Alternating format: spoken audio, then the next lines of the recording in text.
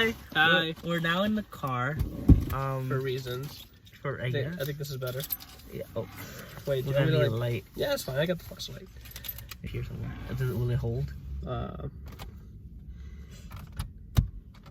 Hey, I don't know anything Actually, about it cars. might. Well, I kind of do. Yeah, don't kill it. Well, anyway. Can we push this back? Oh, we're in the Or car. should I move it back? Oh, you just go like this. Ah! What kind of sweater you have? Oh, this is one that I got from Texas. Hey. Yeah, my auntie got it for me. Oh. I saw my auntie when I went to I think just one light is fine. yeah, North Yeah, Carolina. that's Oh my god, the black bars. Oh my god. I won't put black bars on this. No, here you go. Okay. Because it'll look weird, like once you put black bars in, Yeah. and then the first clip, and then this one's here. So yeah, we had to move. Yeah. Because why not? Okay, so in the business tree of filmmaking, where do you think you land on the spectrum of a SAG film compared to like a film that belongs like the New York Film Academy or something? Mine's like mediocre at best. Why would you say that?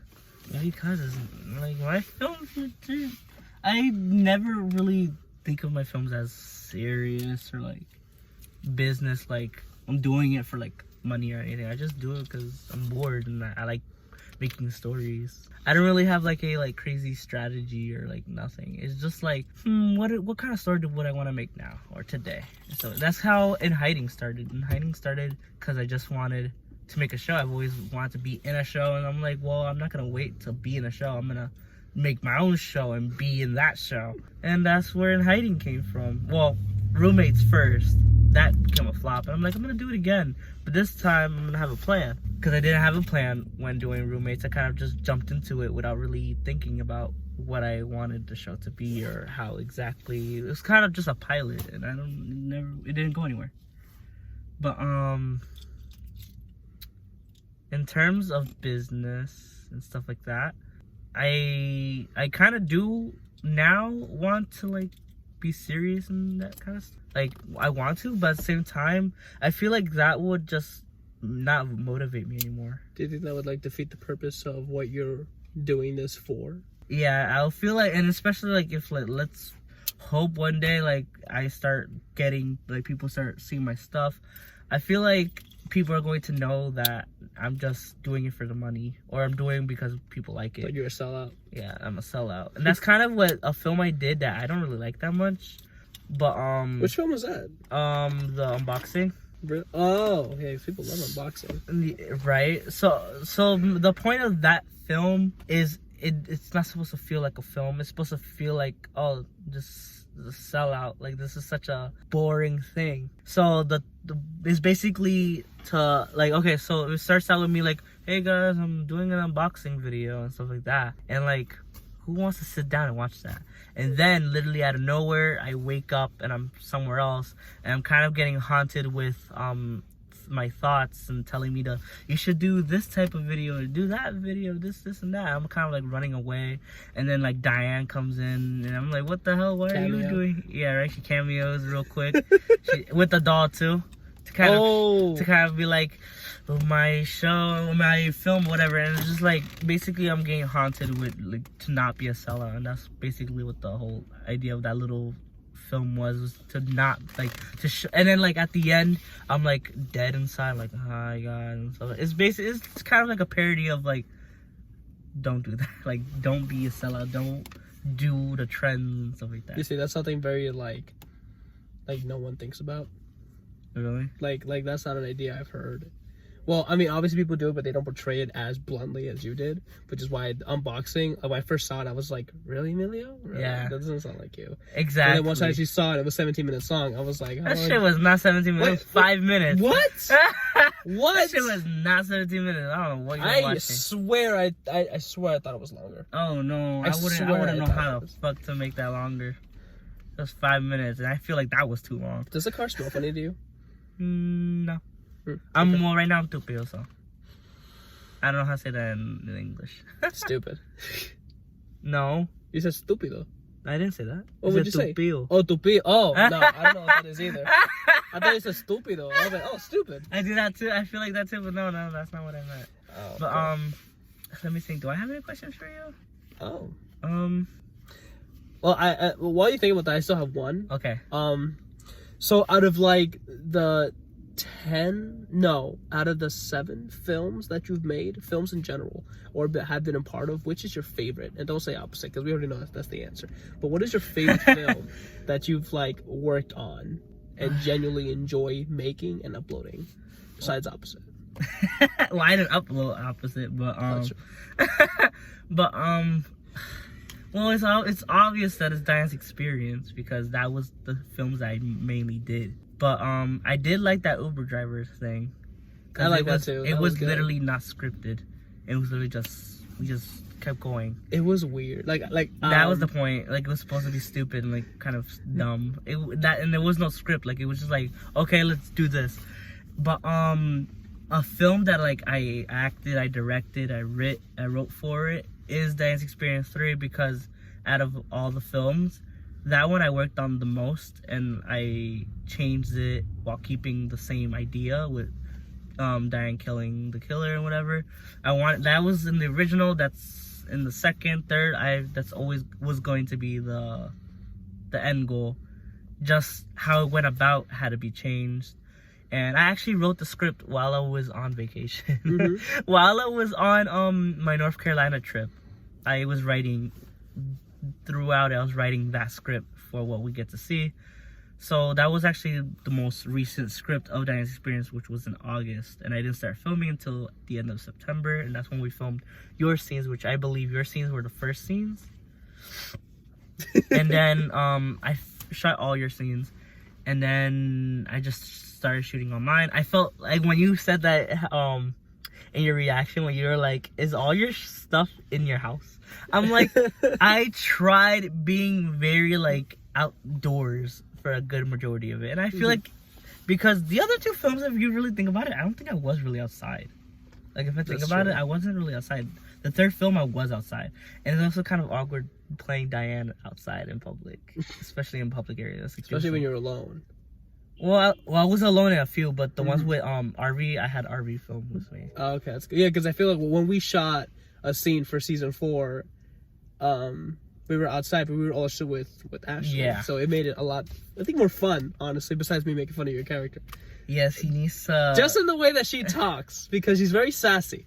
She is sassy. But like I said, it's a good thing that you mentioned Diane's Experience 3 and how you said it, that it's your most worked on. It's like in the world of filmmaking, it is insanely frustrating and difficult to do something that's very last minute. And you did have this film to shoot last minute because you made a promise in the beginning of the year that you were gonna make it happen. And it was already November or October, and it hasn't been happened yet. Yeah. So how does it feel knowing that you achieved it and it came out so good with such a positive feedback? I know when that happened, I was so relieved, because 2018, the end of 2018, I thought that this film would be done by maybe March. And I finished season 3 of In Hiding by March, and with no idea for Diane's Experience. That was on hold. And even my 200th video, I was like, I don't know when Diane's Experience is coming out. Oh, I thought it happened. I didn't know Diane's Experience was coming out. I was like... Sorry about that, that's mine. That scared the shit out of me. That's the car thing. But I was like, I don't know if... Like, I want to still do this, but I don't want to pull a season 2. Like how season 2, how shitty it came out, because I was like pressured to make season 2. I was like, I want to do this because everybody wants me to do it, and then like I also want to do it. I kind of been hinting and promising it, so like I want to do it. So I just did it, and I didn't like it, but like I did it, but it came out horribly, and I didn't want to do that because it's the last film. Like, I'm not making more, so I want it to be at least good. And I wrote a script. I was like, because it was last minute writing too. It was rushed. Oh. Oof. Did it die? I think it did. Oh. I think this one got too burnt out. That's all. Okay. But yeah, I was just excited. I finished it. Yeah. I don't know. Oof. A question I have for you is, like, was there any hard things that you wish you were able to implement in season 1 of Opposite? Consistency, that's one. That's Yeah, something that we all I'm pointing it out all the time. Yeah. Not just you, Really? but it's mainly you. I'm always be like, Efren, there was something over here. Oh, I shouldn't have been there. I saw a tripod. No, I really just mentioned the shirt and the ice. And The ice. bucket. Yeah, the that bucket ice. knows. Honestly, if I were to change something in opposite, I would want to have spent more time script writing it.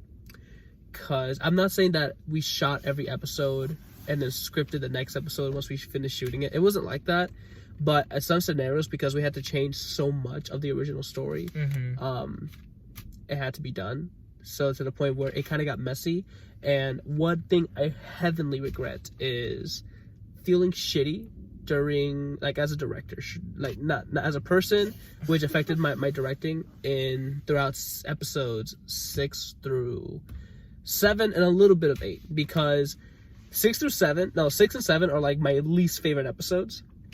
And it's not because my camera gave out, which I I was like, dang, my return is in episode 6. Ouch. Oh no, like I'm saying, like, of course, Yeah, but like but I know. some like the whole energy that gave off during episode 6 and 7, like, I don't know, I felt disgusted, honestly, because I wasn't feeling right that entire time we were shooting it. Like, personal things, personal traumas that was happening throughout the behind the scenes, things that I don't really talk about with people unless it's like seriously bother me. Like, I don't open up. And some people know that when I get upset I just disappear, and they hate that because people rather have me talk about my problems. But like I was saying, I was feeling therapy session. I was feeling very shitty during 6 and 7 and a little bit of 8. The reason why I say a little bit is because we shot 8 in November and then we stopped and shot it back in January. Well, we shot in the summer because we were wearing short sleeves, and November's cold. Yeah, that's right. Like, we were wearing short sleeves for a good majority of it. What I would say with the consistency is a little nitpick, but I think it was episode 9. Yeah, it was episode 9 when you were like, he has my face and stuff like that. Yeah, I felt like that was so out of place. It was, honestly, it was, but because literally it'll go from your house, and I remember when we shot that because we kind of had to rush all that. We had to rush. That was another thing. But in a way, that was filmed in the summer. It was, yeah. That's what I'm saying. Like, things I wish I implemented, I didn't do it until I had to add it on, which kind of killed it. So I honestly, episode 9 is probably one of my favorite episodes. Yeah, I like the argument. But just that one moment kind of killed it for me as well. I wish I didn't do it. And there's a lot of things that I wanted to incorporate. And we're like, he has my face. That came out of nowhere. Where the fuck did they go? Here's the main reason why. Because like I get it. Like, you should, but I think you should have wrote that like earlier. Yeah, like that should have been earlier, in when you were still in the house. I understand. Yeah, it's crazy. I like that. That's what I'm saying. Like that scene was like way before we continued episode. Yeah, I know. Because as you can see, my hair was very short in that one scene, and then my hair was short too. It's incredibly and red and really and red. It was really red, and then like it got longer and it was orange. So that's what I'm saying. It's like consistency. That's one, and two. That's why I'm wearing a wig, y'all. And two, like yes, it looks really good though. Yeah, but that's what I'm saying. Like, if you feel like, honestly, I regret feeling shitty and having that effect opposite, because it did lack after episode 5. I think it did lack, but then I brought it back up. Luckily, by the end of 9, and brought it back to 10. So my only sad thing about 10 is my hair. That's the only thing that bothers me throughout 10. It's just my hair consistency. Like, it could have been just orange in different shades, but no, it had to be fucking silver. I'm like, God damn it, Aubrey. This is Aubrey's fault. I'm blaming it on Aubrey. Yeah, there was something wrong with Aubrey. I forgot what it... No, I think he canceled last minute. Yeah, he did. That's true. And you already scheduled your hair. I already scheduled to get my hair. I'm like, this is my only day to do this.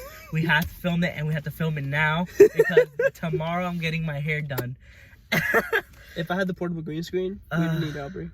Really? If I had it. Implemented him in there. And we did. Yeah. We technically did for the Christmas special. And I already edited that scene. It looks good. It looks convincing. Yeah, it looks convincing. I'm so curious how that looks. It's convincing. But if I were to give any advice to anybody, it would be, if you feel shitty as a director or an actor during a film, either you get your personal problems resolved first, or you just don't do it. because it's gonna lag, it's gonna hurt, and that's why I say that episode 6 or 7 is like, and like a part of 8 and a few scenes of 9 is like my biggest regret. I locked the doors. We're good. No, I thought someone hit us from the back.